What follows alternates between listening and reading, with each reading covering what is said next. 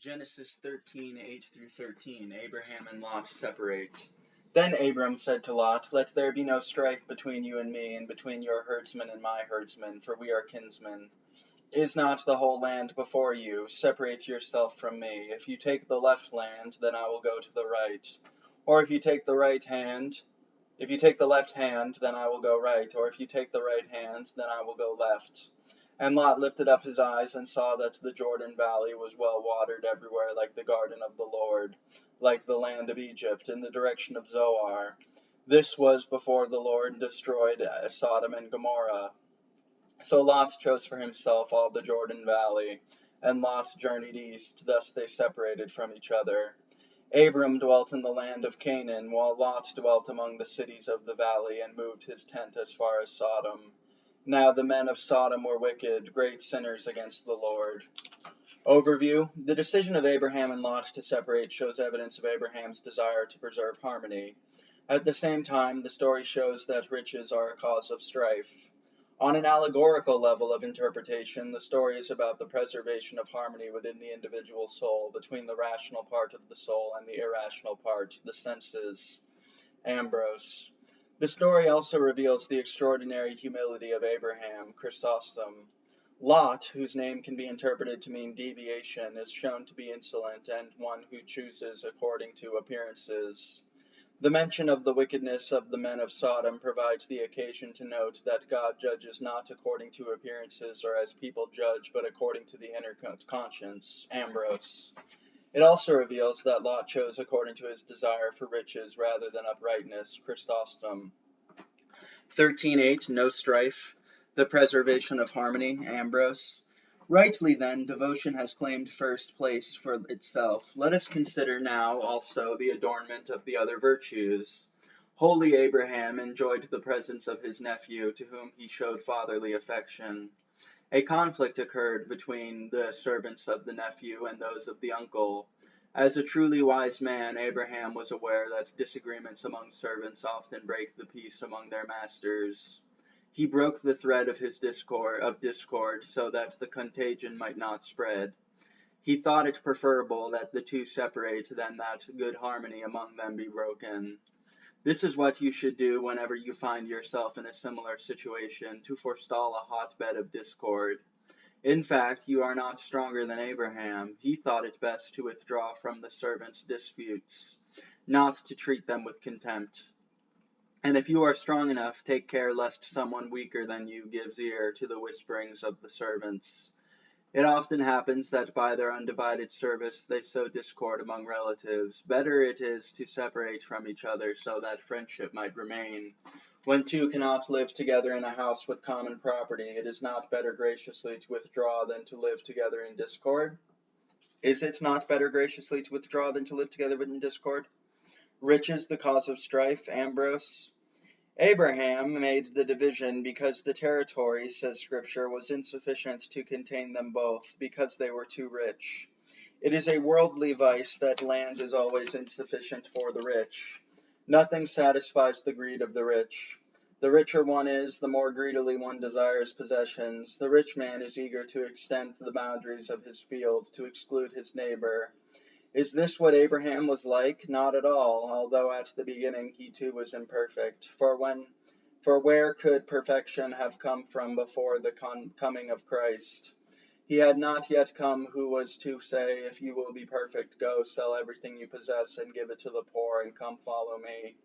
However, Abraham offers the choice, quite unlike what a greedy person would do. Like a just man, he forestalls strife. Preserving interior harmony. Ambrose. Let there be no strife, he says, between you and me, and between your herdsmen and my herdsmen, for we are human beings and brothers. We have seen that Abraham is Lot's uncle, and Lot is his nephew.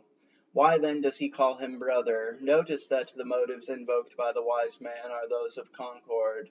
For this reason, he first speaks of their common humanity as human beings.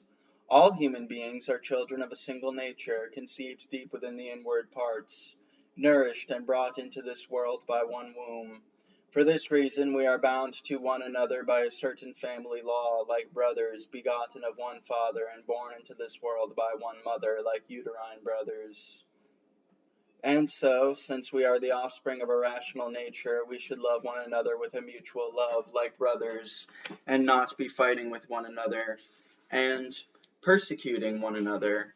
But much more properly, the term brothers refers to the soul which is one, the soul whose rational dimension is joined, as we said above, to the senses of the irrational, but being the rational part, it is also united to the virtues. For this reason, the vices and the virtues of a person are united by fraternal necessity. In fact, the vices are carnal, the virtues belong to the rational soul, but the flesh and the soul, which are the human components, are united, as it were, by conjugal law. Humanity, therefore, must make a treaty of sorts between its component parts and impose a peace on them, as it were. But no one is endowed with such great power as to conquer the flesh, and for this reason came our peace, who has made us both one, and has broken down the dividing wall of hostility by abolishing in his flesh the law of commandments and ordinances, that he might create in himself one new man in place of two, so making peace, and might reconcile us both to God in one body through the cross, thereby bringing hostility to an end. Rightly, then, the apostle described himself as homo infelix, because he had to endure such a great war within himself, the flames of which he was unable to extinguish. Indeed, Solomon, speaking only of one small part of the passions, namely anger, says, "The wise man is better than the strong, and he who rules his spirit than he who takes a city." Happy then is one who escapes from this war, who is no longer a stranger and a pilgrim, but a fellow citizen of the saints and member of the household of God, who, though still on earth, is not battered by things of the earth. The extraordinary degree of Abraham's humility, Chrysostom. See the extraordinary degree of his humility, see the height of his wisdom. The elder, the senior, addresses his junior and calls his nephew brother, admits him to the same rank as himself, and retains no special distinction for himself. Instead, he says, "Let there be no trouble between you and me, nor between my herdsmen and yours. Nor would it be proper, after all, for this is to happen," he says, "since we are brothers." Do you see him fulfilling the apostolic law, which says already then the verdict has completely gone against you for having lawsuits with one another? Why not rather suffer wrong? Why not rather be defrauded? Instead, you do wrong and defraud, in this to your own brothers. All these admonitions the patriarch observes, in fact, by saying, "Let there be no trouble between my herdsmen and your herdsmen, because we are brothers." What could be more peace-loving than such a spirit as this? It wasn't idly, of course, or to no purpose, that I mentioned at the outset that his reason for preferring solitude to the whole civilized world was a love for peace and quiet. See him in this case, too, when he noticed the herdsmen completely at odds. How right from the beginning he tried to quench the fire that threatened to break out and put a stop to the rivalry. You see, it was important for him in his role of teaching of wisdom sent to the inhabitants of Palestine, far from providing any bad example or offering any encouragement, rather to give them all the clearer instruction through the clarion call of his restraint in manners, and to convert them into imitators of his own virtue.